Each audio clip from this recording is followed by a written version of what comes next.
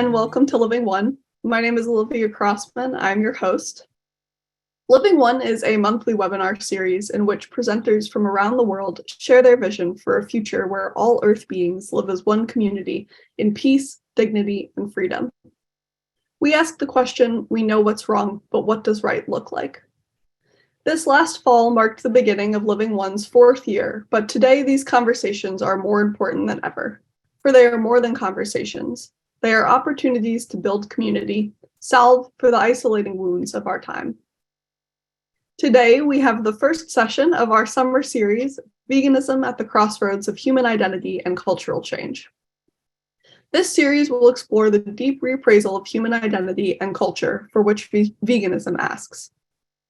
Over the next 5 weeks, our speakers will reflect on the issues and questions at the critical cusp in the evolution of human consciousness as our species moves to what we refer to as nature consciousness.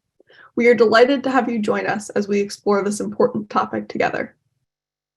Before we begin, I'd like to take a moment to acknowledge that we are all currently on various different Indigenous lands. I am currently on the ancestral homelands of the Council of the Three Fires, which includes the Ojibwa, Ottawa, and Potawatomi. This land exists also as a place of trade with other Indigenous communities, including the Ho-Chunk, Miami, Menominee, Sauk, and Meskwaki. The Krulos Center for Nonviolence, located in Southern Oregon, is also the homelands of the grizzly bear, takelma, daku bedete, coyote, coho salmon, golden eagle, and gray wolf. To recognize the land is to recognize the lasting effects of colonization, genocide, and oppression that still impact Indigenous communities today. But it is also an expression of gratitude and appreciation for the land and for all those whose homelands we live and work on. In the first of this 5-part series, we welcome Dr. Christopher Jain Miller. Chris is the co-founder and vice president of the academic affairs at Arihanta Institute, and he completed his PhD in the study of religion at the University of California, Davis. His current research focuses on engaged Jainism and the ways by which Jain principles are lived in daily life, as well as transnational yoga's entanglements with other cultures around the world. Christopher is the author of a number of articles and books concerned with Jain Dharma, Jain veganism, and the history and practice of modern yoga. He is a co-editor of the volume Beacons of Dharma, Spiritual Exemplars for the Modern Age, and author of Embodying Transnational Yoga, Eating, Singing, and Breathing in Transformation. Before we begin, let me share a few logistical notes. Chris will be speaking for about 45 minutes, after which we will have 15 minutes for question and answer. In order to proceed in a timely manner, we ask that you please send your questions along in the chat during Chris's presentation, and we will read them out after he is finished. For anyone who isn't familiar with the Zoom chat function, if you move your cursor towards the bottom of your screen, you will see a number of icons appear, one of which is the chat function, towards the center left of your screen. If you click on that, the chat will appear where you can type any questions or comments as we go. We do have 2 members of our Krulos community here with us today, Jenny and Diksha, who will be monitoring the chat throughout our time together. Also, please note that this Zoom session will be recorded, so if you would feel more comfortable leaving your camera off or changing your Zoom name, please feel free to do so. Finally, we ask that unless you are currently speaking, you keep your microphone muted to avoid any unintended interruptions. So without further ado, we welcome Chris Miller. Hi, Chris, welcome. Hi, Olivia. Thank you for having me. I'm really excited to be here. Really believe in the work that you all are doing, and honestly, it feels just in this Zoom room like a very close set of kindred souls. So I'm really I'm feeling it even through the Zoom room here. So thank you for having me. Oh, beautiful. Thank you so much. We're thrilled to have you join us. I'm very excited to chat with you today. To get us started, do you want to tell us when did you begin practicing Jainism? Yeah, sure. So I was not born into the Jain community as most all Jains are. So Jains, just so you know, like quick background on Jains. Jains are a religious tradition or Dharma tradition that originated in India alongside Buddhism and what we would today consider Hinduism and other religious traditions. It's not as well known as the Buddhist and Hindu traditions, for example. And part of the reason for that is that really only the people who are Jains are people who are born into the community. So I wasn't born into the community, but when I was 21 years old, I was taking an undergraduate class while I was getting my BA in accounting. So I wasn't even doing religious studies. And I took what was an elective course in Indic traditions. And when we were studying the Jain tradition, which was the first time I had ever heard about it, I learned about the principle of Ahimsa in my class. And we were asked to write a paper reflecting on Ahimsa. And many of us have probably heard this word before in animal advocacy and the vegan movement, for example. Ahimsa means non-harming or non-violence. And as I was writing this paper, at the time I ate everything, I did anything. I didn't even know what vegan or vegetarian meant. I had never heard it before. But as I was writing this paper, a spider started to crawl across the wall over my computer screen. And I often tell this story when I introduce myself, because I think it was the seed that planted my kind of what would change the rest of my life eventually. And I reached back, I took a piece of paper off of my desk, I reached back to hit the spider, right? And just before, as I recently wrote in a chapter, I laid the death bestowing blow, I stopped. I didn't hit the spider.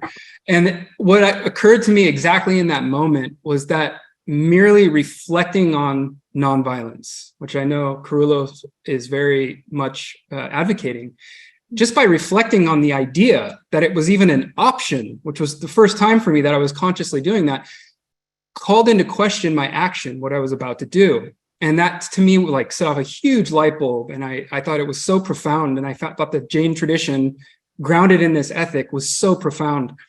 And so I took the spider outside in a cup, let it go. And that planted a seed in me that eventually, I mean, it's a really long story, but I went to graduate school. I studied Indic traditions. I studied yoga traditions as well. And in the summer of 2019, I had been vegetarian for a while. I was watching the Jains. This is before I considered myself Jain. I was watching the Jains run this campaign to give up dairy because all Jains are historically vegetarian.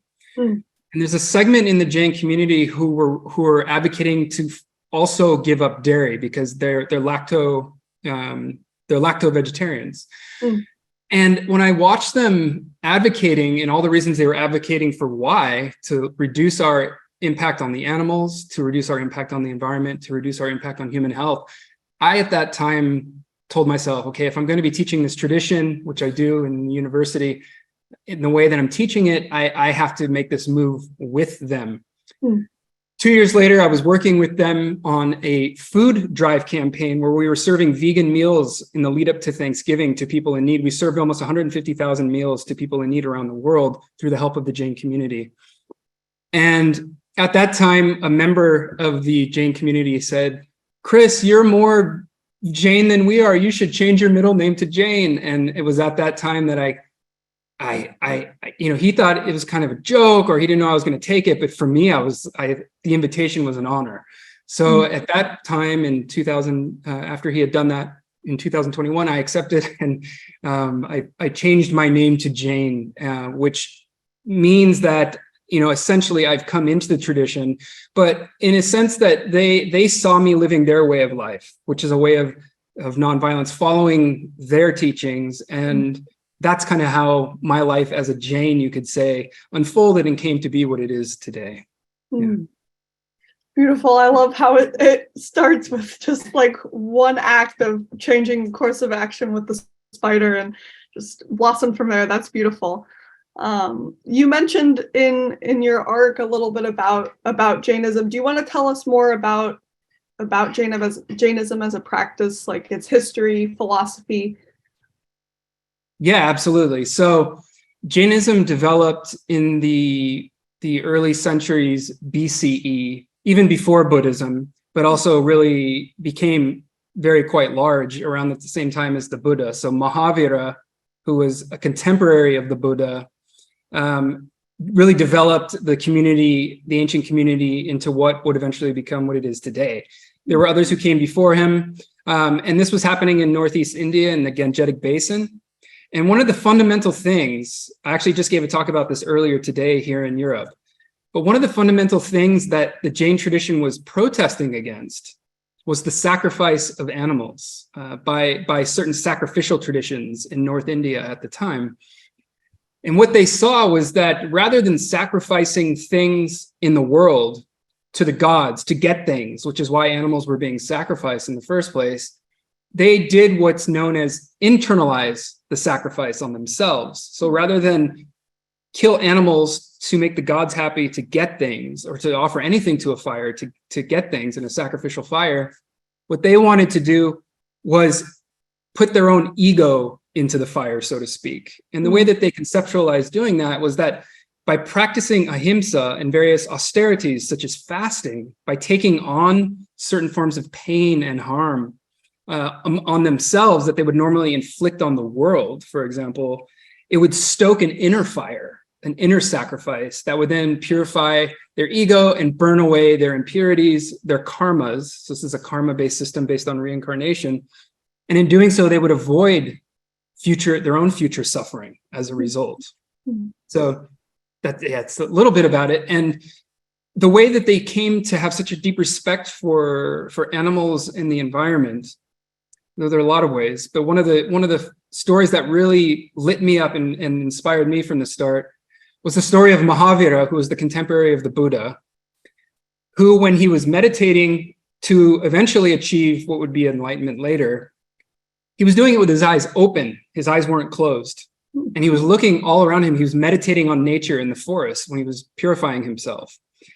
And when he did this, he had a fundamental insight that I think is so fundamental to the human experience all the way to this day, and that I'm sure everyone in this room at some point had, which is the same experience I had with the spider before I even read this story, which is that he looked around him and he saw that nothing living wants to experience pain. Anything from the smallest microbe to the plants, the trees, the animals, humans, nobody wants to experience pain. And that fundamental insight left him with the conviction that the true spiritual path is a spiritual path that basically seeks to perfect nonviolence, which of course is impossible, although Jain ascetics historically and even today have tried to do that. So that's where this ethic comes from. Beautiful. Yeah. Oh, that's very interesting. And you talked a bit about Ahimsa earlier. Do you want to tell us a little bit about how Ahimsa is practiced, any examples you can think of, and how that relates to what you're talking about with Jainism and its philosophy? Yeah, absolutely. So historically, Jain's ascetics, and I mean like the monks and nuns. So there's two divisions of the community. There's monks and nuns who have renounced the world in a sense. And then there are the lay people, like probably all of us here, who are living everyday lives and trying to be as least violent as we can. The Jain ascetics tried to perfect nonviolence by essentially, even at the end of their life, they would stop eating.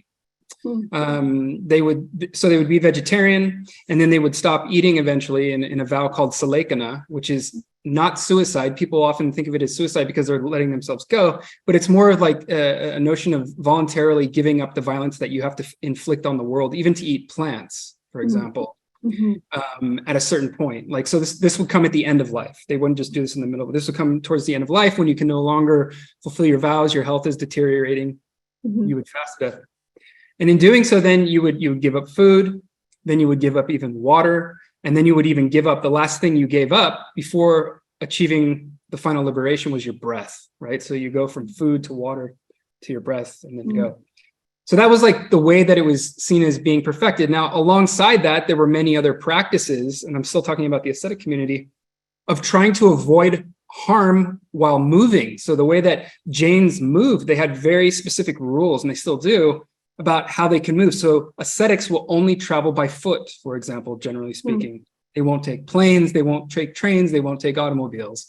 They'll go by foot only, barefoot. They will also sweep the ground in front of them to avoid stepping on things like spiders. Some sects of the Jain tradition will wear masks over their faces, much as we all did during the pandemic. We know what that's like. They do that their whole life to avoid inhaling insects or causing harm to even minute beings in the air. So it's like a very sensitive worldview, and that transfers into a very sensitive form of practice. And I think the key thing in the Jain tradition is that the worldview and the knowledge that you have has to translate into conduct. Those three things, knowledge, worldview and conduct go hand in hand. So those are just some of the examples. Now, for householders, obviously, they have to make a living. They have to have cars. They have to move more. But all Jains, historically, most Jains are vegetarian and increasingly becoming vegan as a result of their commitment to Ahimsa. Now, I've just been talking about food. There are other things Jains do, obviously, than just food, but food is a major part of their identity because food plays such a role in everything that we do. We eat 3 or more times per day, and the food that we eat has such an impact, we know, on the animals, the environment, and our health. So that's why that's so central for them. Absolutely.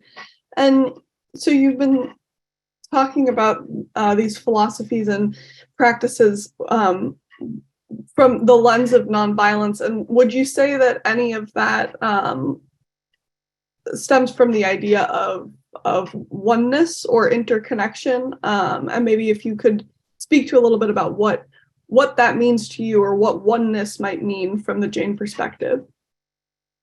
Yes, and I knew you were going to ask this question before because we had been discussing it, right?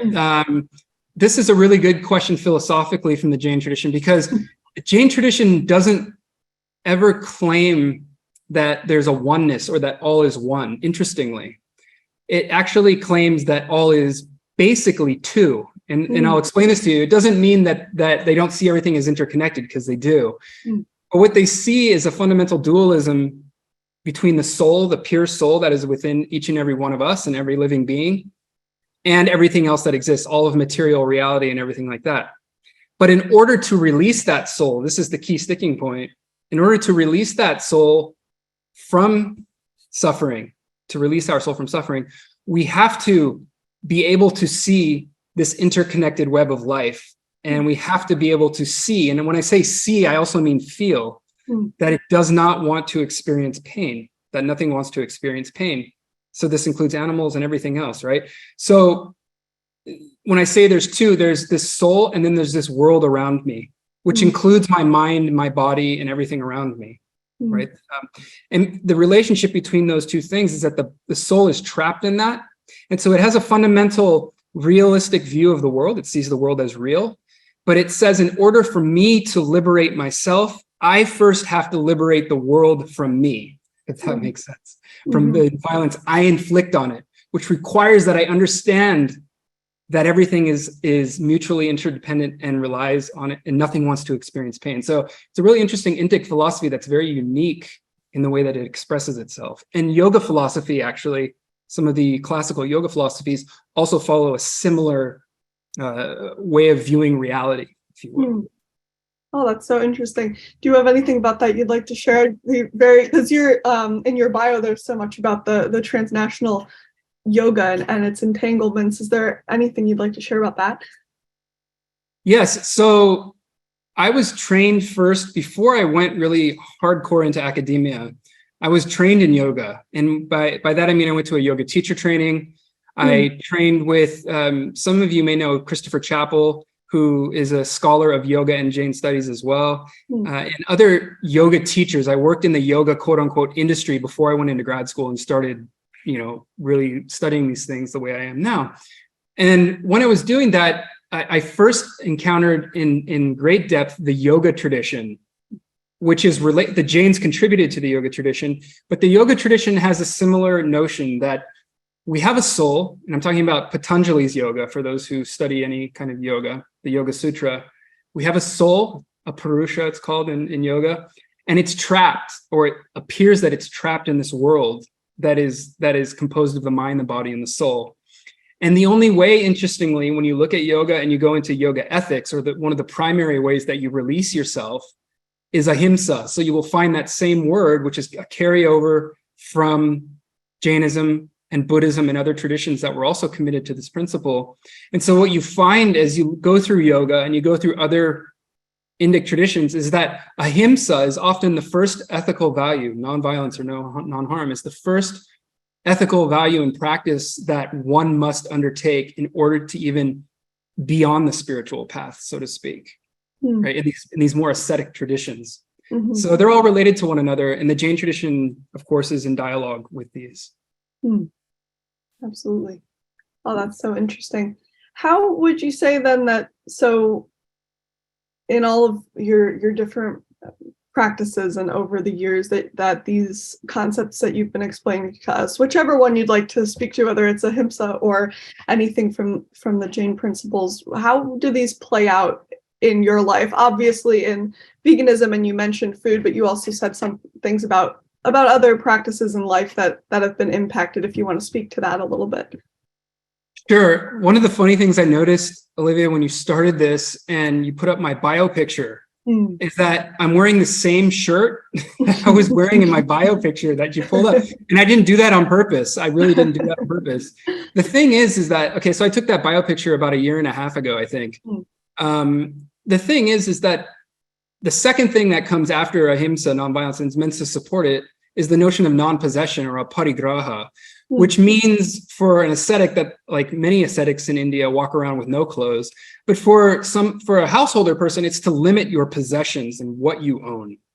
So for me, and I'm not just, I can give you examples from my own life, but I know other people who do this as well. I try to consume as little as possible. In terms of clothes, we know fast fashion is not good for the environment, for example. It's not good for the climate. So I often catch myself wearing clothes that I've had for years, and I do it kind of shamefully and shamelessly at the same time, in the sense that, if you take my students who took classes with me, they'll see like, oh, he's wearing the same shirt as last year or something like that. So for me, and for many who are committed to these things, limiting our possessions to a certain amount, not more than what we really need to get by. I think that's a really big part of the practice. In other words, I don't own a car, for example, but I can do that because I live in Europe. And some cities, like I used to live in Chicago, where you are.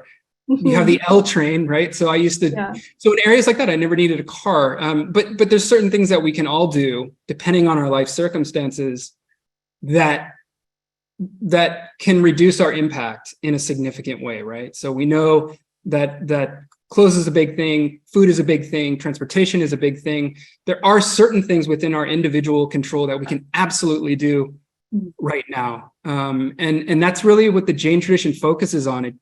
It focuses on the individual trying to pursue this path the best way that they can. And so as everyone here probably knows, and I'm sure everyone can tell a story from their own personal experience, that when you give up something you thought you needed, or you reduce the consumption of something you thought you needed, it shows you that what you thought you were, what you thought you needed, was actually not true, right? And that you can actually be content with much less than what you thought you actually needed, right? Or were addicted to consuming. So for me, the Jain tradition and the yoga tradition have had a huge influence on my life in that I used to really mindlessly consume things, especially when I used to work in public accounting, when I was making way more money than I am now. These are things that you just do because you don't think about them. But when you start studying these traditions, as I described with the spider story, you start to realize that these principles are not just beliefs, but they're actually something that are meant to be embodied. And that's really what I focus on, embodiment, in my research, because they're embodied experiences, right? And they leave you with something that's beyond words, in a sense. Yeah. I hope that answers your question. Yeah, absolutely. You said that there's things you think everyone can do in their daily life. What would those be from your perspective, or from the Jain perspective, if you think they're the same across the board? Yeah, this is a good question. So one of the groups that I work with is called the Jain Vegan Initiative. And they've taught courses for us here at Arihanta Institute before. They're going to teach another one soon.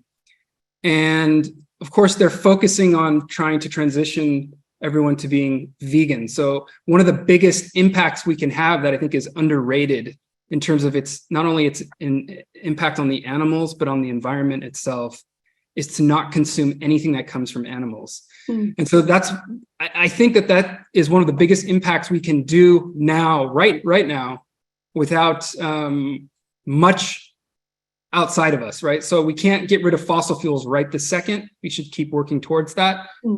One of the things we can do right this second is stop eating anything from animals. And that will have a massive impact across the board on the environment, animals, climate, even our own health. So that's one of the huge things that, speaking from within the Jain community and the people that I work with, that we can do. But in those courses that I'm mentioning, for example, that the Jain Vegan Initiative has undertaken, what I find is that they focus on the intersectional nature of veganism and social justice and all of these different things. So the other things, for example, that get mentioned in these within the Jain Vegan Initiative are the consumption of things that we do every day. Besides that, and so again, clothes is a big one. We can have a huge impact with clothes and transportation. I think it's really everything that I've mentioned here in terms of what we can do, and of course, reducing our the need for the amount of electricity and energy that we use, which some of us can do, some of us can't, and I understand. But really, the goal here is to minimize and to try to find opportunities across the board of ways we can reduce our impact on the environment. So of course they would say recycle and do all these other things, but really it would be to minimally consume and also not travel by plane and not doing these kinds of things, right? Because it's so bad for the environment, for example. Mm-hmm. Absolutely. Yeah.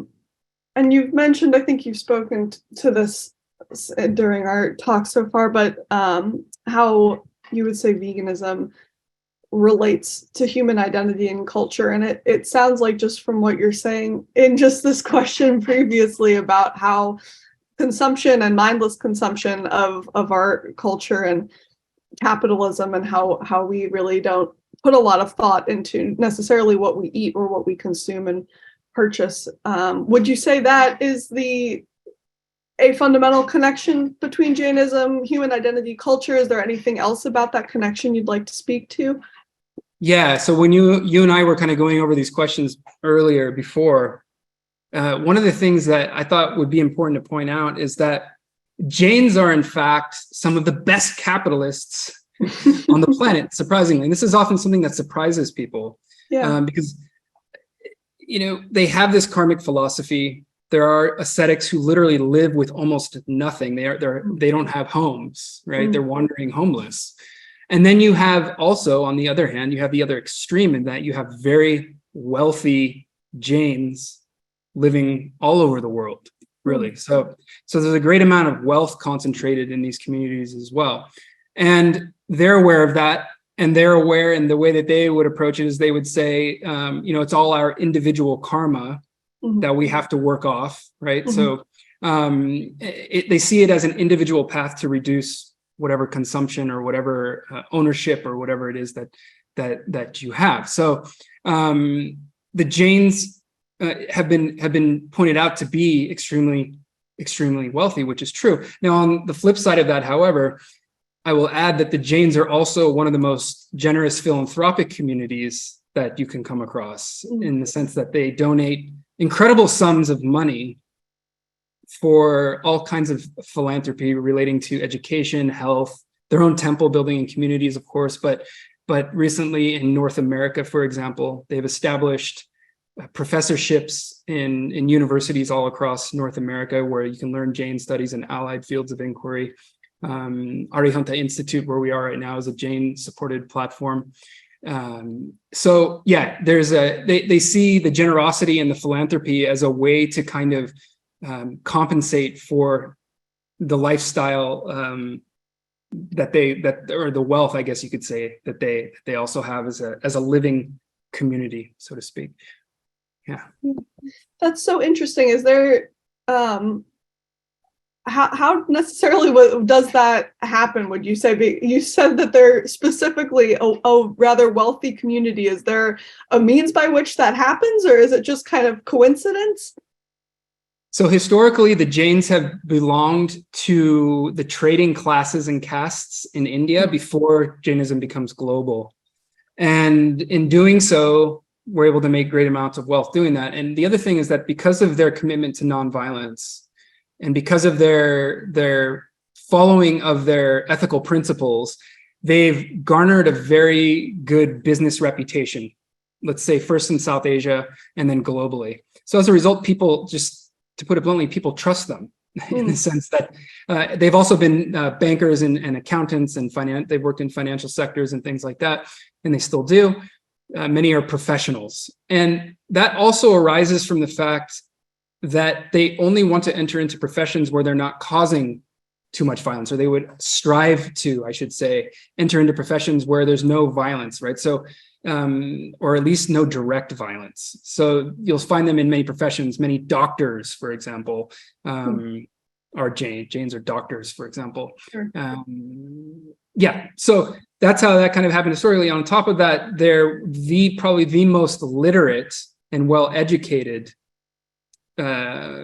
amidst the Indian religious traditions. Members of the Jain tradition, they really emphasize education, which has allowed their tradition to, or people within their tradition, to become highly educated as well. Wow, that's so interesting. You said something about the way that they are, like you said, the kind of best capitalists, and also hugely philanthropic, and how one thing is kind of seen as compensating almost for the other. Do you see that? I just thought that word compensation was very interesting there. And do you see that compensation in other areas of the Jain principles? Like, for example, those who haven't yet taken the step to be fully vegan from vegetarian, but they see the fact that they walk everywhere and won't use any other means of transportation as a kind of compensation? Or is that really mostly just seen in the wealth of the principle? Yeah, I mean, you do hear little things like this of like, I do this, but I don't do this within the community. Certainly, sure. You certainly do. What this is all based on, when I say the word compensation, is there's two basic categories of karma in the Jain tradition. There's like the bad karma from causing violence and harm of some kind. And then there's the meritorious karma that arises from doing something really good. And so when I say compensate, that's what I'm referring to, is that when Jains give, when they give up their wealth, which they do very often, they give up a lot of their wealth for philanthropic goals and their time. They volunteer more than almost any religious tradition I know. They volunteer so much of their time. They see that as falling into the meritorious category, to kind of, it brings in that good karma that, not necessarily offsets bad karma or something like that, but it's seen as spiritually beneficial, we could say, to donate and to support good causes. So for example, when we ran the vegan food drive in 2021, a lot of Jains donated significant amounts of money to be able to provide those meals, and a lot of people volunteered as well. And it all kind of falls under the rubric of Ahimsa. Compassion is, of course, a big part of the Jain tradition. And it's also connected oftentimes with this notion of karma, that you're putting all of these values together, and that's why you're showing up to feed the homeless, for example, or to provide meals for them. And they do this on a weekly basis in Southern California, actually. There's an organization, that Jain funded organization, that does this. So I guess that's what I mean by compensation. Yeah. Do you think so? I know karma is certainly a word that's tossed around a lot, even beyond the Jain tradition. Do you think that it means, or does it mean the same in the Jain philosophy as it does in other traditions and other philosophies, or do you all have like a distinct definition of it? Yes, good question. The Jain tradition has a very distinct definition of how, or method and process for how karma works. So karma, this notion of karma, what goes around comes around.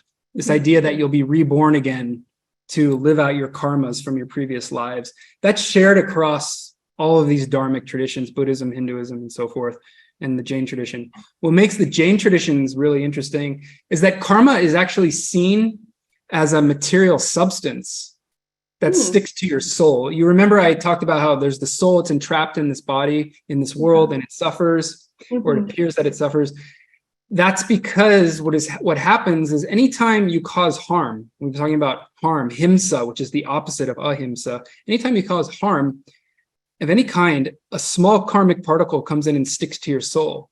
and it sticks there. And it's very, depending on what kind of karma, it can be very hard to get rid of. So for example, if you kill an animal, for example, if I had killed that spider, for example, the karmic particle that would have come and stuck to my soul would have been one that would have been very difficult to get rid of. I would have either had to live out being killed as a spider in a future life, to experience that as well, or I would have to perform some really severe austerity, fasting for a long time to burn that karmic particle away. So these karmic particles, this notion that we have a soul that attracts these karmic particles, this is distinctly Jain, and the way that karma works and the fact that it's within our control to burn it away is also within our control. And that's why, in addition to doing good things like donating that I mentioned, Jains also commonly fast, for example, to burn, because they think, they envision that internalization of the sacrifice. Fasting creates heat, and anyone who's fasted knows it's very uncomfortable. And that discomfort they see as the burning away of karma from either this life or from a past life. So it gives great meaning to this feeling of suffering that we feel when we take on that voluntary suffering through things like fasting. Well, that's so interesting. And you say burning away is that alluding to what you said about the ego as the sacrifice, and as you would sacrifice an animal, burn it in the fire? This is the karmic soul equivalent to that. Exactly. Yeah. So in the Jain tradition, we have various passions that cause us to act violently or act angry or do things that would cause harm, let's just say. And by fasting and at the same time not allowing those things to express themselves, for example, you're burning away the impetus within yourself to act on those passions. You're throwing them into a sort of symbolic fire within yourself. And they're connected directly to those karmas that are stuck to your soul. The Sanskrit word for it is actually nirjara, which means the root of that Sanskrit word literally means to wear something or burn something away. It's a really interesting Sanskrit word. So they literally understand themselves to be, as we've heard before, burning karma. I mean, people say that sometimes just in daily life, burning karma, I'm burning my karma. If you're going through a difficult time, you might say, I'm burning karma. Well, Jains would be like, yeah, you are. That's exactly what's happening. You are burning karma. So that's I don't want to say that's where the notion of burning karma comes from, but Jains certainly are on board with that conceptualization. Sure. And there's something that seems, there's just such like a strong image that comes to mind when you're like talking about burning something off, and it almost makes me think of like breaking a fever and something just burns off and then it doesn't come back. Is there any kind of like notion of that where you've moved through something like that karmic, that what you call it, like stick to your soul, that does it repeat itself, I think is what I'm trying to ask? Or is there the idea that once it's stuck and you've taken the time to burn it off, it won't return, or it shouldn't return? Yeah, really good question. So yes, and this is where it also overlaps with yoga, which it influences, in the sense that when a certain major karmic experience passes, you heal from a disease, or you get over, like you're saying, you have this awful fever, you're really sick, and then it passes, or you have some terrible, horrible emotional life experience that you're destined to never repeat again because you've been through it and you know what it's like. What's happening, according to Jain and yoga philosophy, in a sense, is your soul is seeing more clearly through your body, and it's you're able to have the intuition to not repeat past mistakes and allow that karma to come back to you again. Right now, that's not guaranteed until you reach a certain stage, which is the stage that only like people like Mahavira that I was describing before, where they've burned away fundamentally all the karmas that can harm them. They burn them all away. At that point, when they reach that almost fully enlightened stage, it's not quite enlightenment, but it's called omniscience, essentially. At that point, it's not possible, because the fire inside them is so strong, it's not possible for karma to come back on. So if they have to take a step away to do something, and they smash a bug by accident, which they wouldn't do if they were omniscient. But the in Jain text, the idea is that it's not possible for karma to come back and stick to their soul anymore. It will immediately fall away. That's what it says in the text. It will come in and just fall away. Yeah.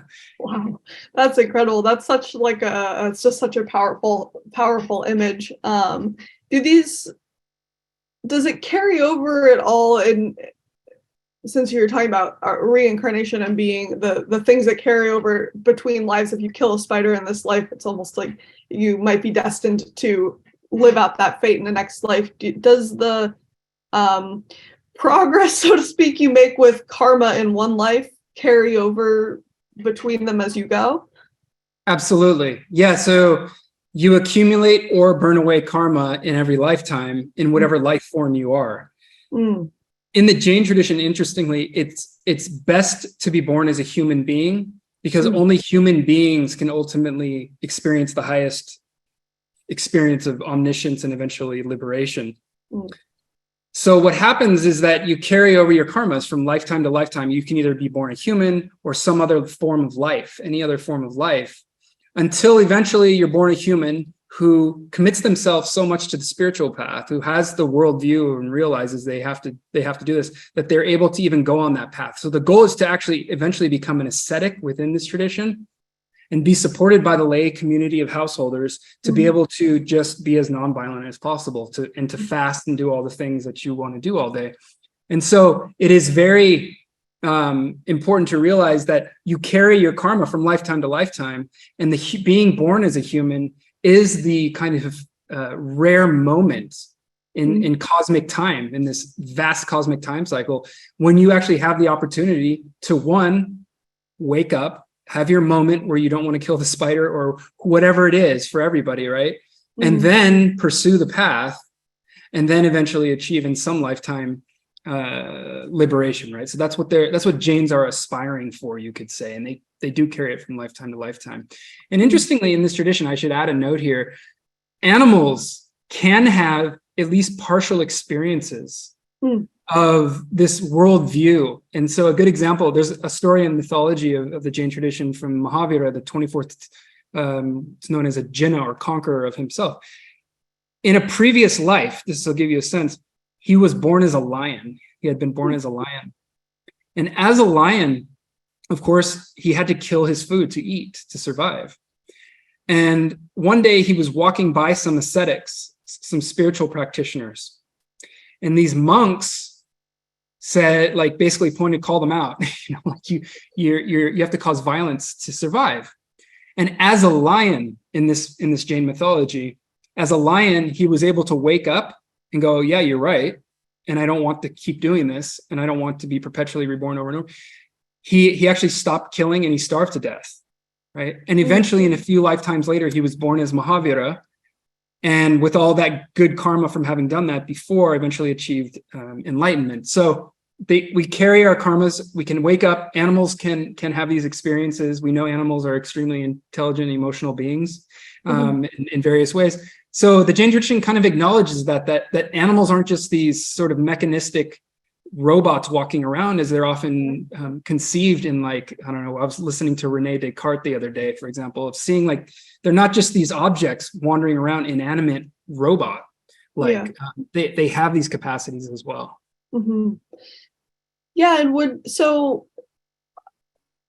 in talking about veganism and not eating animals, vegetarianism, and it sounds like a lot of the philosophy behind that in Jainism would be rooted in like nonviolence and in ahimsa. Do you think that is there any kind of is there an aspect of that that's also recognizing like what you were just talking about in terms of the personhood of the animal or of the plant, and in that it's not just nonviolence, but it's also recognizing the spiritual life and the emotional life of these beings? Yes. You should be a Jain philosopher. So yes. So in like in a lot of other Indic traditions, not Buddhism, but like Hinduism, for example, all living beings have a soul fundamentally. In the Jain tradition, it's called a jiva, which comes from the verbal root, which means to live. So what Jain traditions acknowledge is that all things have soul in them, and by all things, I mean even the elements: earth, water, fire, air. They have some soul within them. And so what Jains recognize is that all forms of life are fundamentally equal in that they all have this pure soul that is beyond any kind of specific attribute. Beside, it has a few basic attributes, but all souls are equal, let's say. And because they're all equal, and because they all want to live while they're in these bodies, Jains do look at the world around them with this perspective of equality.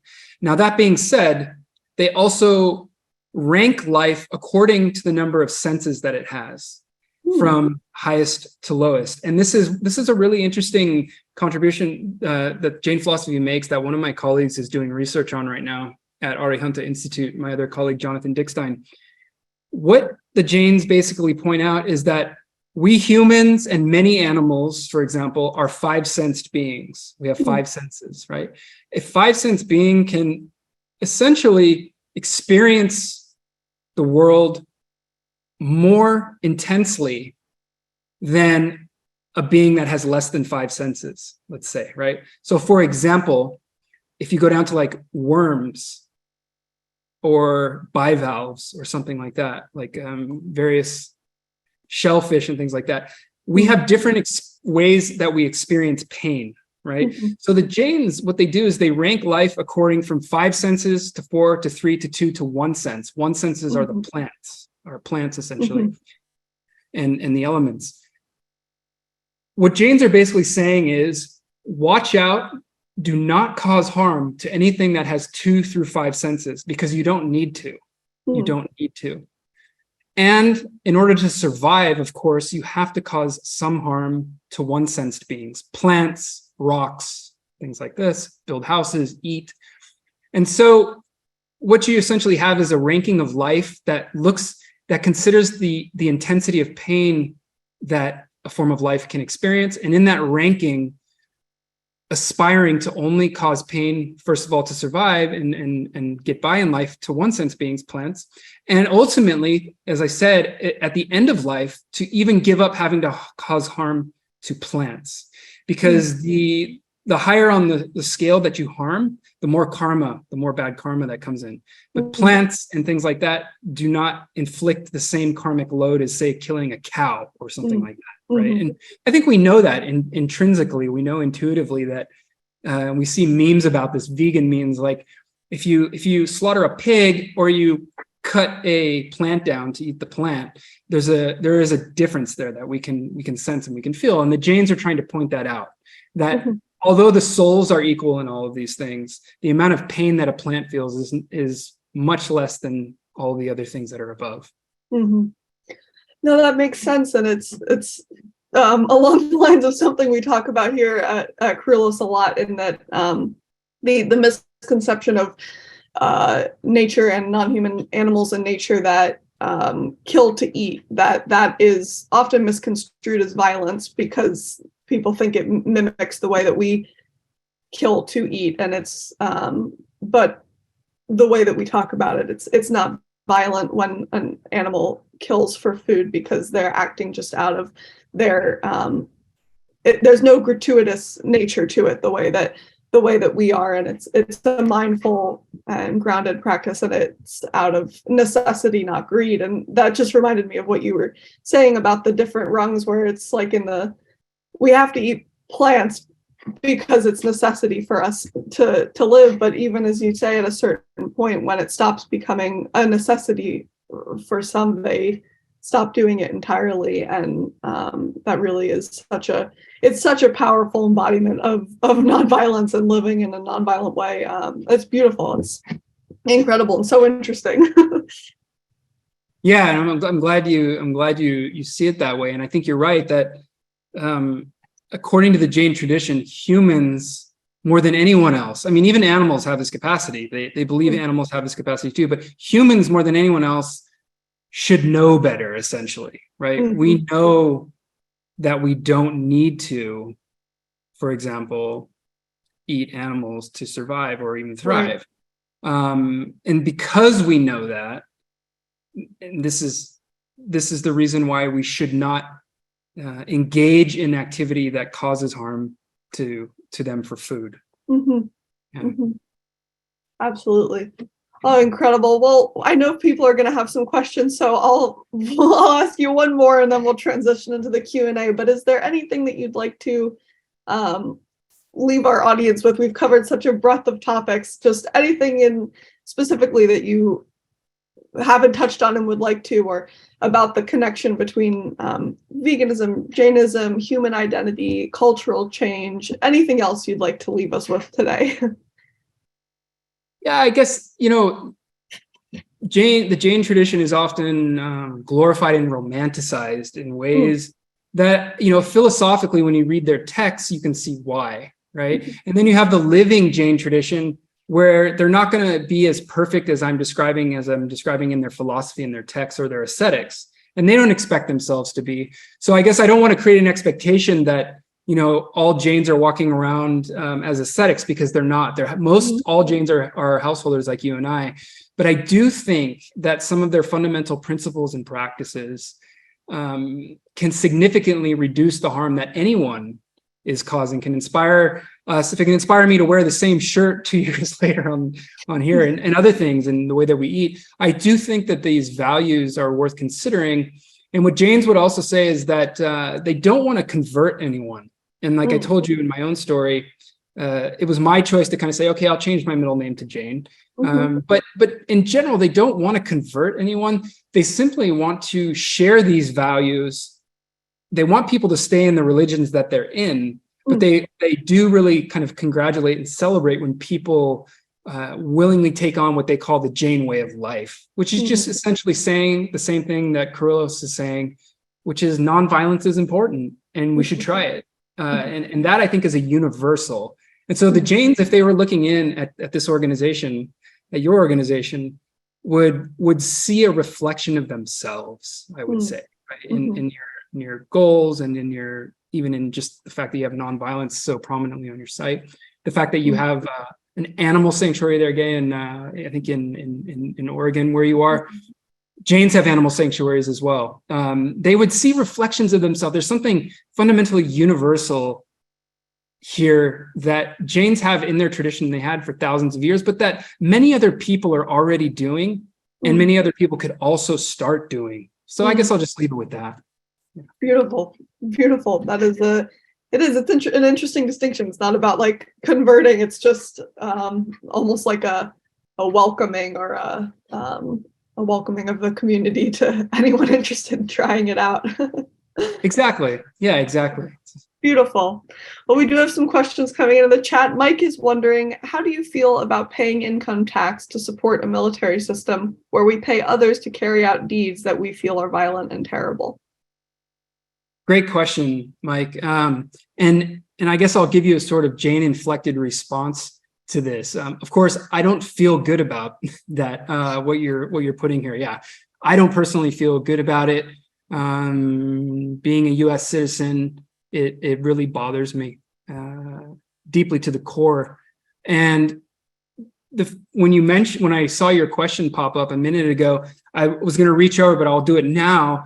I was about to reach over and grab a book that's literally sitting right next to me on my desk. And I thought, oh, maybe Mike could see what's in my office. But I have this book. Some of you might have read Animal Oppression and Human Violence by David Nibbert.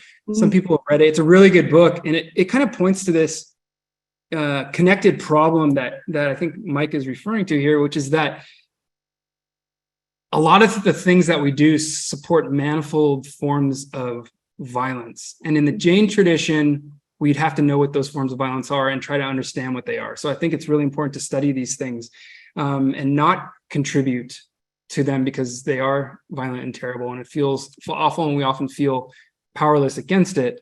In the Jain tradition, they have this notion called Virodi Himsa, Ahimsa means violence or harm.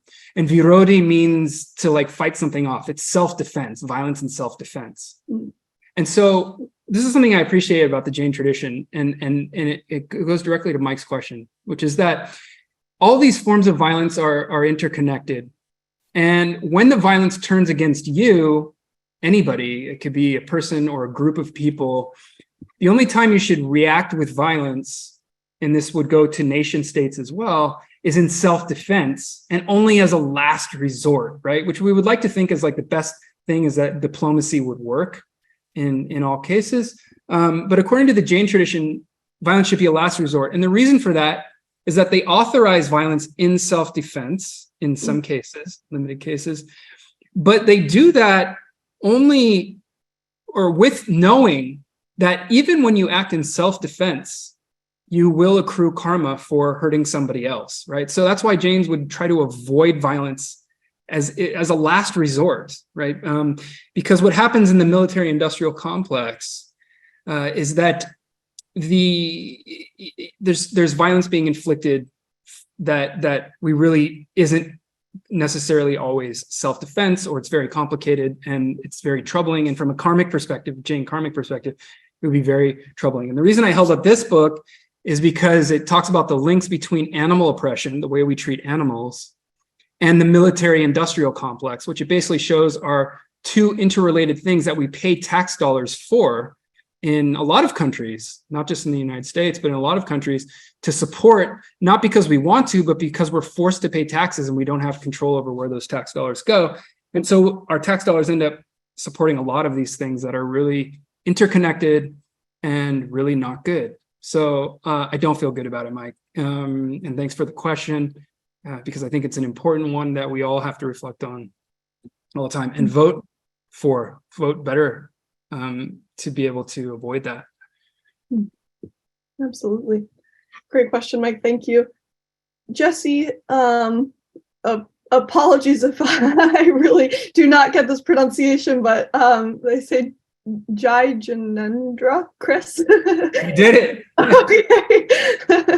As advocacy can be inherently confronting, and can you speak to how one advocates for change on issues like sentient rights while still practicing Ahimsa interpersonally?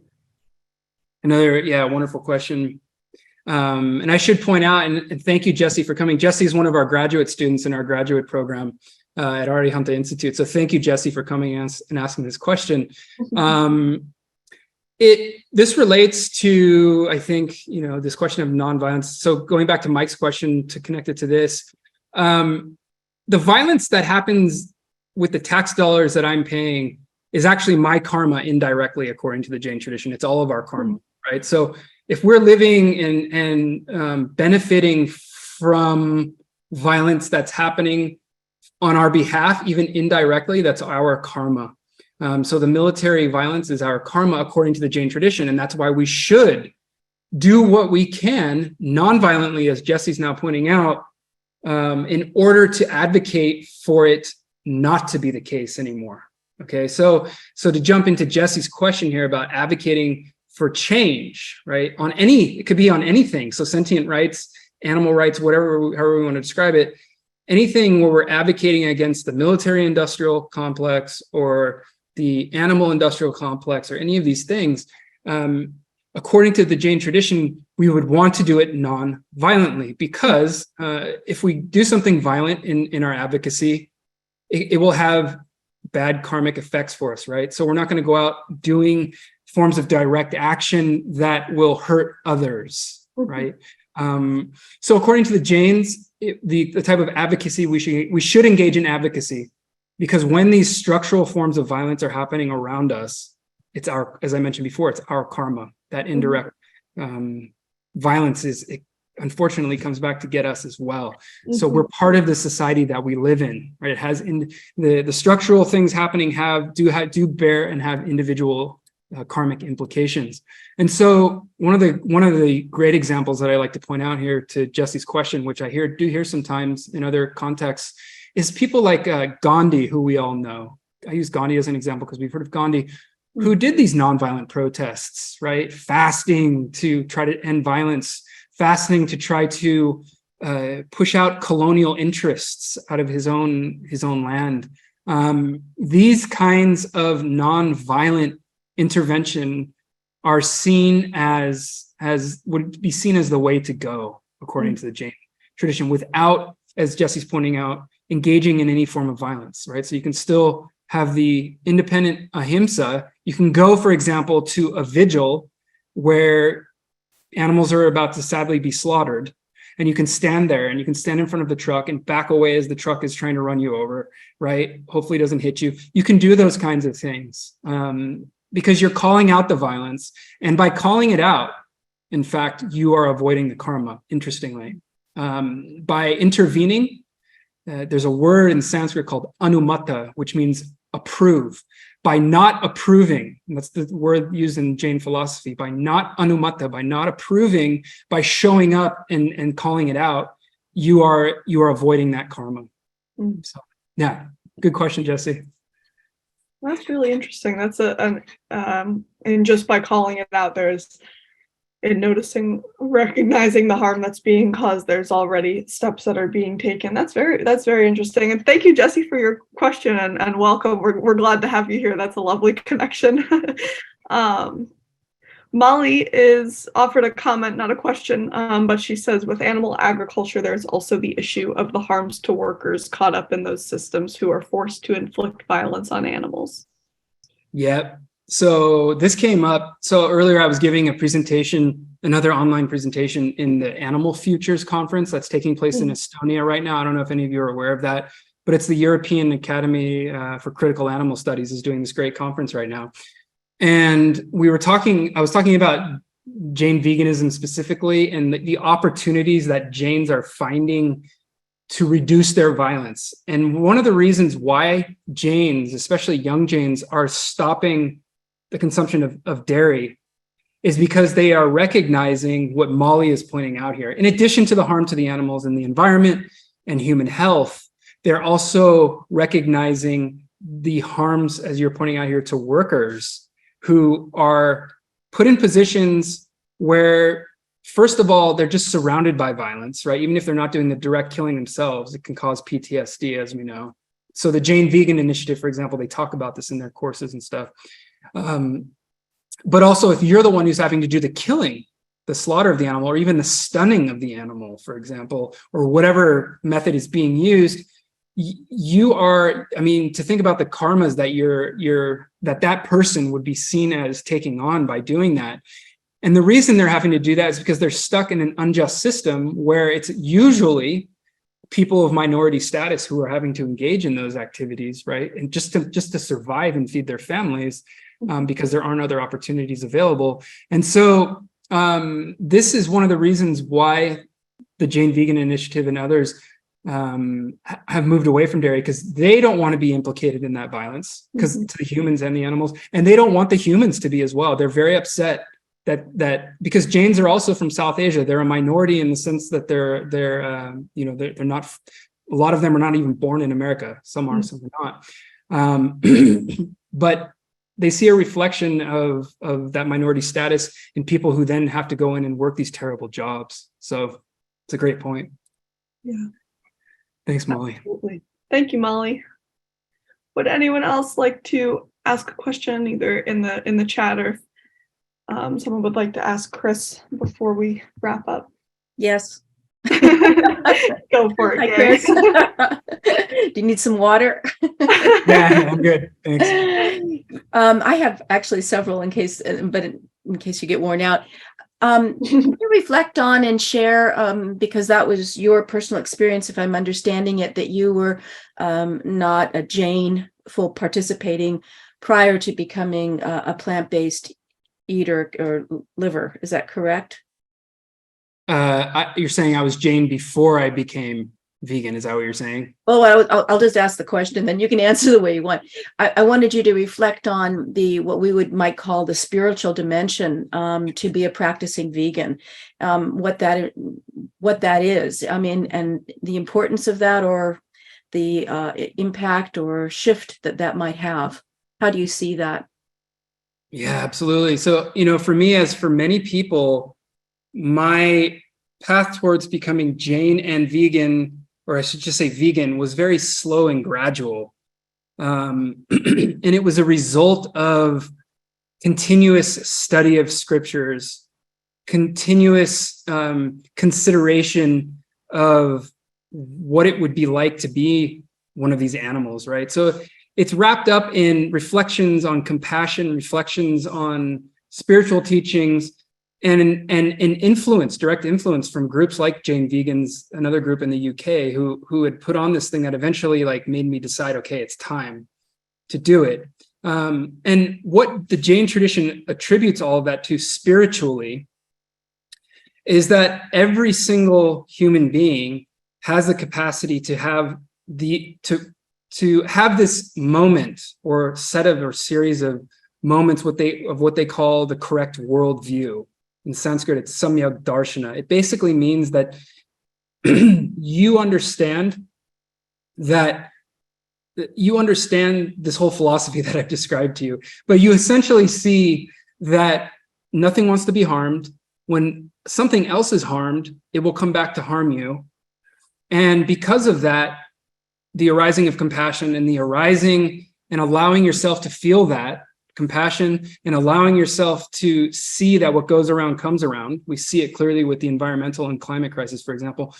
When you have that, instead of ignoring it or trying to push it down or gaslight yourself or walk away from it, which Jains would consider a form of delusion, it's to, first of all, just acknowledge it, the experience. It's almost like a mystical experience that everybody probably has at some point in life.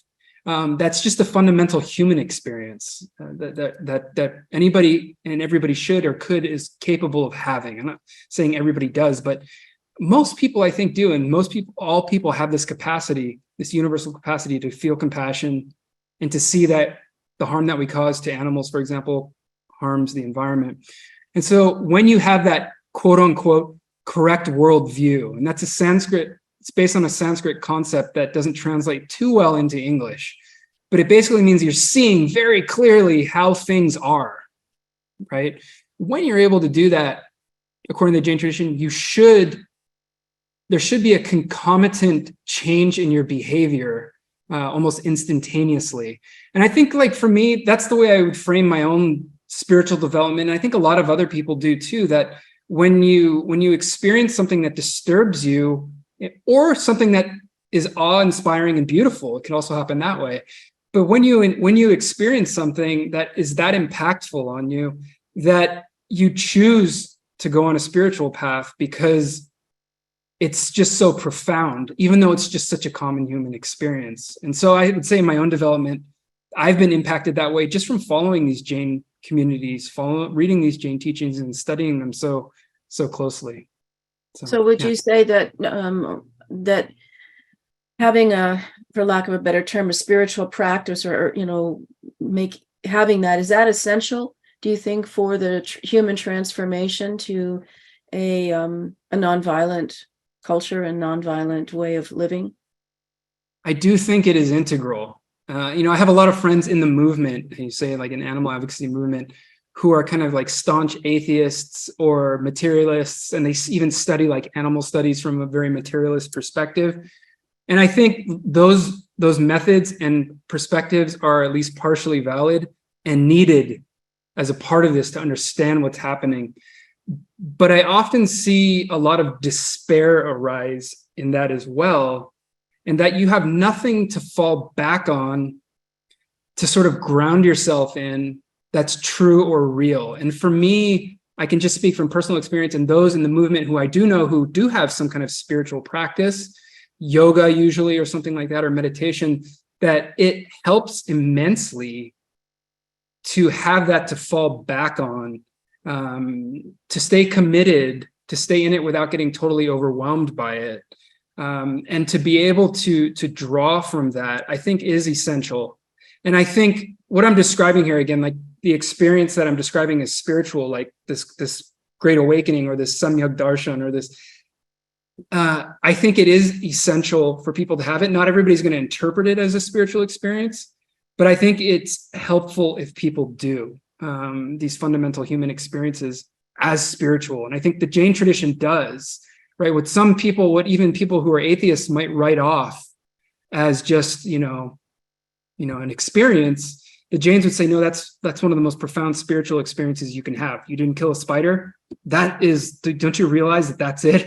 But then that should then lead you, according to the tradition, into deeper study and deeper practice, which would include things like meditation and stuff like that. And it would create a spiritual awakening with anyone, I think, because these practices are meant to be practiced and embodied to lead one towards something like that.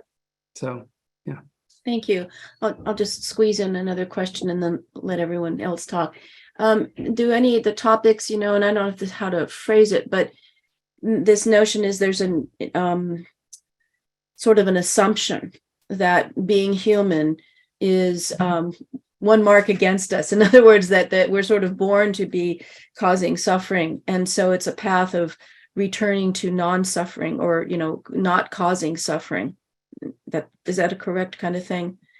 And if so, in that way, is there any discussion in terms of population, like having children? Is there a movement or a principle about minimizing the number of children or having children at all?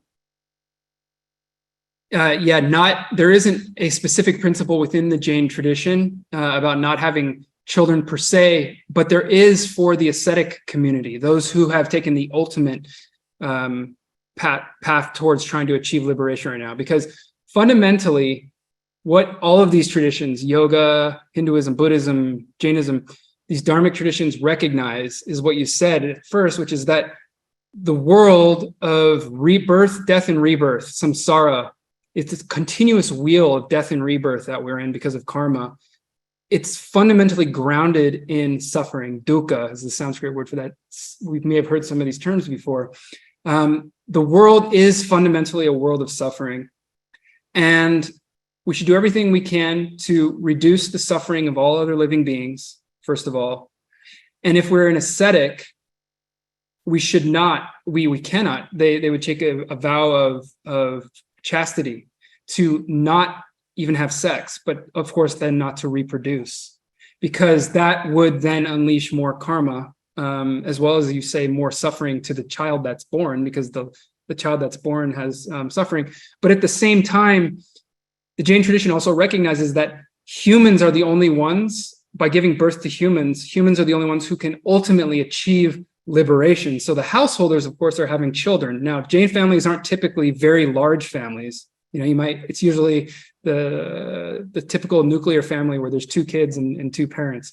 But giving birth and even wanting to give birth to children is an attachment that would be seen as karmically not beneficial for someone, right? In terms of population and everything. We could extend it to that. Now, in pre-modern Jainism, in these texts, they're not having the issue of overpopulation that we're having now, but you could certainly extend that conversation into today and say, like, look at how overpopulated the world is, look how much suffering it causes to have kids, and it becomes even worse, right? The suffering, in a sense, with all that we face with climate change and everything like that, and war and all that. So I hope that answers your question. Yeah, I'll just ask another one again, and that's the last, I promise, is that I think, and you're well versed in this, across a lot of human cultural traditions, with the spiritual traditions, it's really striking to see how much the concept of negativity about humans there is, in the sense of, like I said, we're born with a mark against us. I find that so fascinating and so interesting. And I wondered if you could maybe just say a few things about that, as well as, and I guess about the animals. Are the animals and the plants suffering despite humans? In other words, do they live a life of suffering as such, in the same way that humans are viewed as suffering? So those are two kind of questions. Yeah, they do. I mean, so to be born in the Jain tradition is seen as something auspicious, only because you have the huge responsibility of taking responsibility for it. So if you're born human in the Jain tradition, there's an expectation that you will do everything you can within your power, within your circumstances, to not cause suffering in the world, right? So there's a certain form of human exceptionalism nonviolent anthropocentrism, you could say, in the Jain tradition, that humans are the center because they're able, paradoxically, to embody nonviolence higher than any other living being with five senses, and they're able to be aware of it. So, but that, again, that brings the fundamental duty that they have to do that. So they're born with a mark of an auspicious mark, so to speak, that they can even do that. The second part of your question, to be born as an animal, would be seen as any kind of animal from 1 sense to 5 sense, right? What any kind of living being, however you're born, would be seen as a mark of your past karma. And so if you're born and you're an animal and you have to suffer in the animal world, it's because you were in the animal world before, and maybe you caused suffering at some point to some other animal. So for example, Mahavira, who was born as a lion at one point, right? And after he fasted to death, even as a lion, which is, I mean, for an animal to do that, right, in this mythology, it's a pretty big deal. It's trying to make the point that this is huge. Even then, he had to be reborn to burn off some other karma as other forms of life, and in order to eventually be born human again, to eventually achieve liberation. So if you're born as an animal, the suffering that you endure is seen as a sign of previous karma, so to speak. Is it at all possible, or is it ever discussed about how humans may be burning off karma to be reborn as an animal in a positive way? In other words, the direction of enlightenment is in that direction rather than the other way around? It's not actually, and this is one of the things that scholars write about sometimes, is that there's a certain like human exceptionalism in this, and that you can be born actually into the celestial divine realms. You can be born into the hell realms, or you can be born here on earth as a human or an animal. And because the human is the only one who can have this full awakening, it's seen as auspicious to just be born as a human again. That's the ultimate goal, if anything. So if you're doing a lot of good works, as I was saying, donating money in this life right now, fasting a lot, it's because you want to be reborn as a human and keep going on that path in the future. But then again, I will also reiterate that Jains do acknowledge that animals do have certain spiritual capacities that can wake them up and bring them to this point of being human, which comes with huge responsibility, again, of being nonviolent and so forth.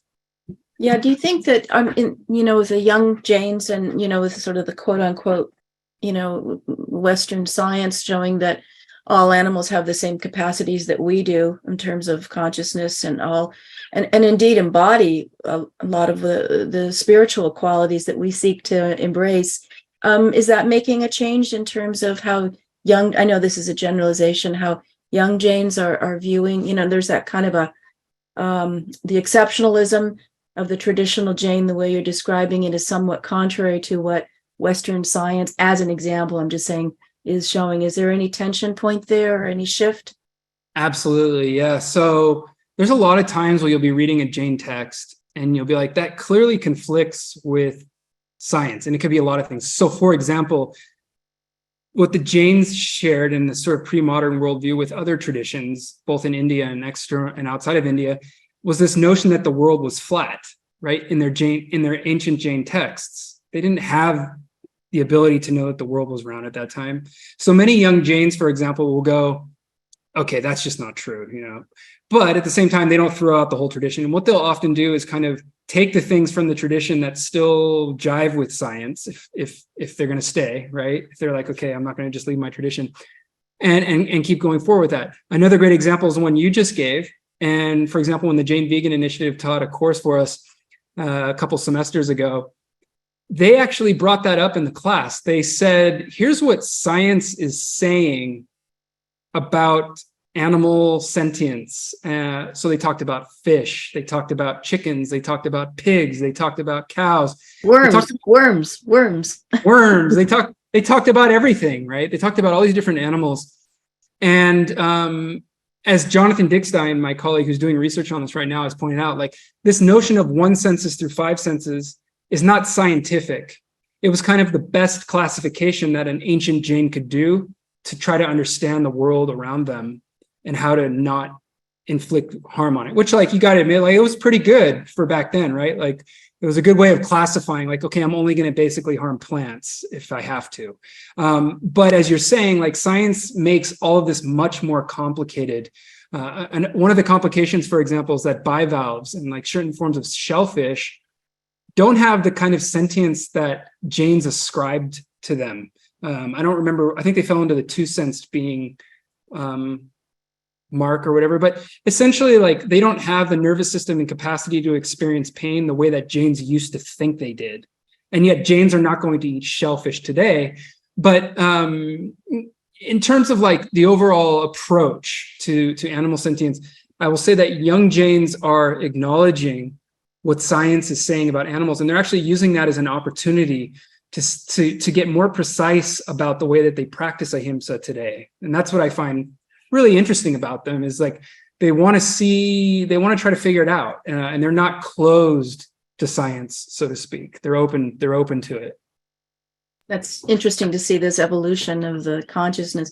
I would argue that bivalves have just as much capacity as we do, and that in the science world, it's exceptionalism, and it's kind of just going down the rungs in that way. So I think that really it's just the lens. And to me, science is not the end-all truth at all. It's just one heuristic. Thank you so much. I also wouldn't eat bivalves now either. Yeah. Beautiful. Thank you, Chris. We have one more question in the chat, also from Mike. He's wondering, is humanity in general moving towards resolution of violence as a process of evolutionary biology? The world seems to be increasing in violence, but this may be due to mass communication. Yeah, there's so many crazy things happening in our world right now, all over the place, isn't there, Mike? And this is a really good question.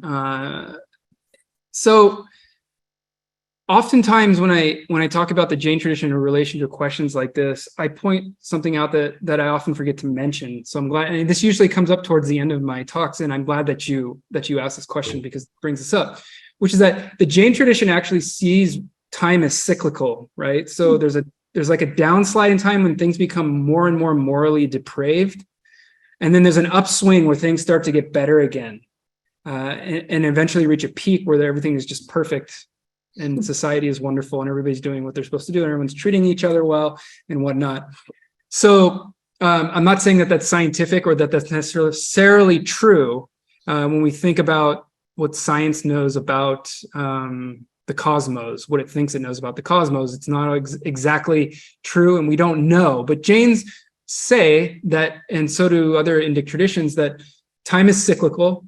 We're in the downslide right now. We're getting towards the bottom. We're in the 5th of 6 stages going down, and then we'll start swinging back up. And things are getting worse and worse because people are not treating each other well. They're actually kind of devolving in a way, morally devolving, if you will. But according to the tradition, in thousands of years, it is going to get better, which doesn't give us much hope right now. But it also gives us a sense of like of acceptance, I guess, of like what's going on, not to become complacent, because according to the tradition, you should keep trying anyways. You shouldn't stop trying to make things better. But it's basically acknowledging that like everything we're seeing that's going on around us that's falling apart and becoming so terrible is kind of built into the system of the universe. And as a human being, born at any time in these cycles, we have to continue to try to stay on the best possible path that we can, because what's eventually going to happen in however many lifetimes is we will be born in a situation and circumstance where things aren't quite as bad, and we will have the ability to then really pursue the spiritual path and be released from that suffering eternally in a state where our soul is free and all that. So basically they're saying, hang in there right now. We know things are not going so great, and do your best and treat each other good. And also we acknowledge that we can't control everything that's happening around us. Would Jains consider that, or in this parlance maybe, that that consciousness and the evolution of consciousness is the currency to focus on? Yes, they would say the evolution of our jiva should be what to focus on. And in that as well, because we're interdependent with all forms of life, we have to help each other as much as possible develop our own individual consciousness. Each of us as individuals has our own karmic past from this life and lives before, according to the Jain tradition.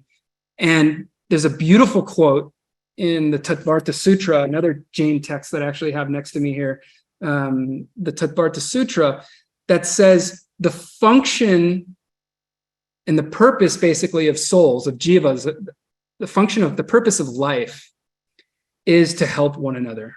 And that can go for better or for worse, but it's basically, if you read the commentary, everything in the text to that passage, I think it's in the 5th chapter, it's basically saying that we're all here mutually interdependent.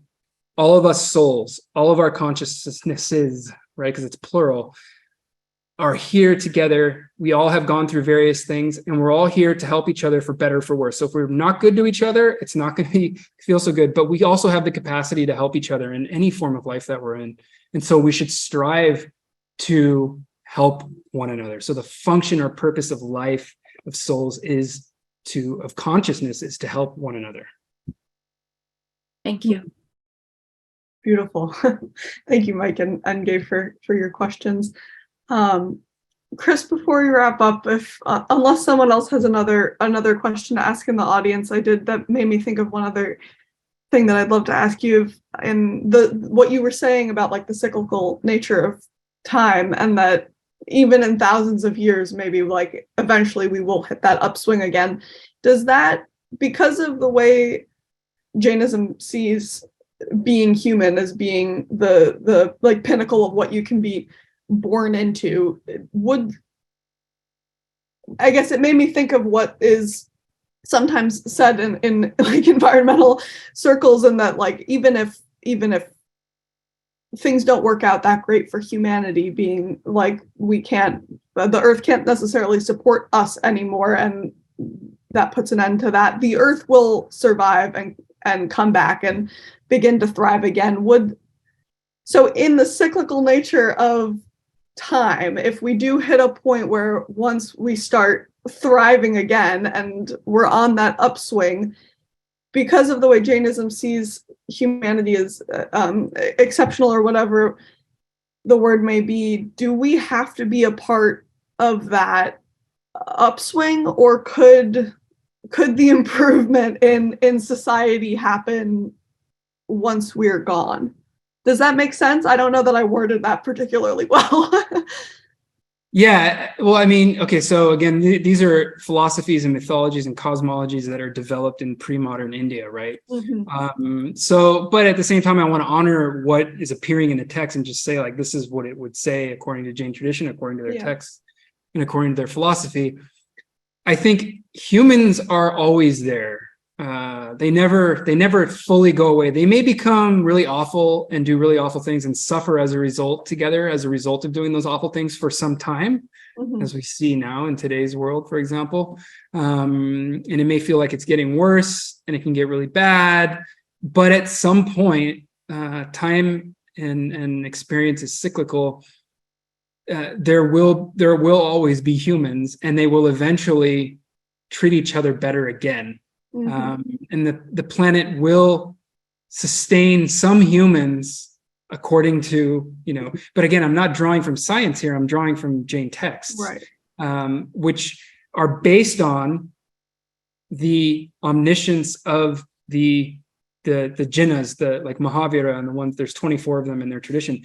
It's based on their teachings, right? So if you're going to subscribe to that cosmology, you're trusting that Mahavira, who was a historical figure, who did live as a contemporary of the Buddha, was right. And that his teachings have been captured in this text, for example, which is one of the source texts of the Jain philosophical and religious tradition.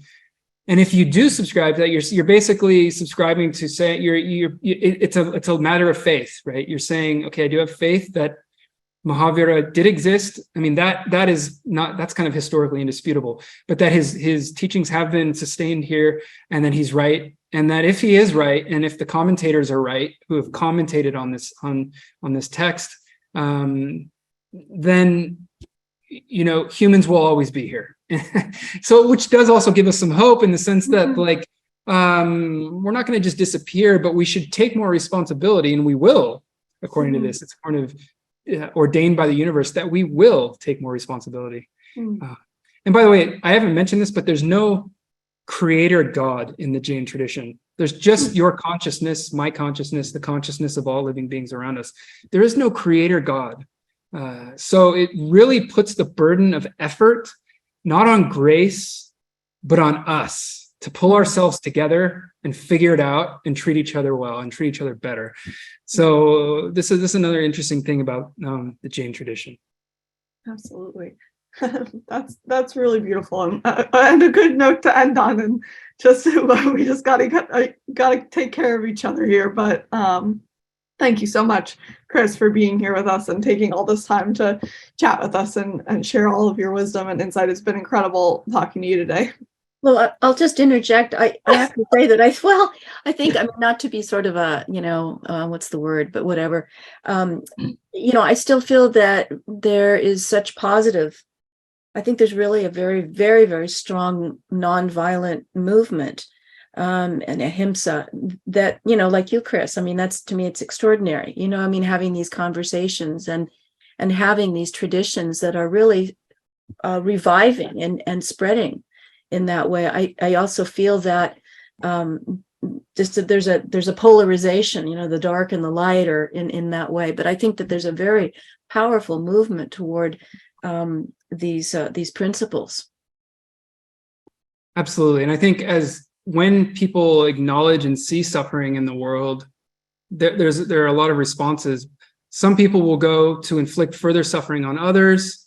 And what the Jain tradition gives as another option, which is to do the opposite, which is to kind of dive deep into the study of Ahimsa, the study of the philosophy, the study of your soul, essentially, your soul's true nature, and to try to realize your soul's true nature. So I feel like we're lucky that we have people who have come before us that have given us this wisdom. And it's not just in this tradition, there are a lot of wisdom traditions, but this one in particular, I have found so inspiring that I've kind of changed my middle name, and I'm not telling everyone else to do that or anything, but I hope everyone enjoyed it and will, give it some further consideration, read a Jain text. You feel free to reach out to me. I can put my email in the chat for you in case anybody wants to reach out to me, because it's just such a deep tradition and there's so much really so much to learn. Absolutely. And that would be great. We can definitely, the chat is a great spot for it. It's easy to share with everybody here. Oh, perfect. Thank you so much for that. Yeah. Great. Alrighty. Thank you, everybody, for being here. Thank you, Chris. Our next speaker in this series will be a week from today on Friday, June 23rd, also at 10 a.m. Pacific time. We will be joined by Lauren Ornelas, a longtime animal rights activist since 1987 and the founder and senior programs director of the Food Empowerment Project. If you enjoy Living One and feel called to support Kurulos, Living One, and all of our sanctuary residents, please consider donating at the link on our website, kurulos.org. Once again, Chris, thank you so much for being here and taking all this time with us today. It's been incredible to talk with you and hear all of your wisdom that you have to share. Thank you so much, Chris. Thank you so much. Thank you, Olivia. Thank you. Yeah, I really enjoyed it very much. Wonderful. Thank you so much. And thank you to everybody who asked questions and shared your time with us today. It's great to have you all here. All righty, everybody. We'll see you next time. Thank you. Bye.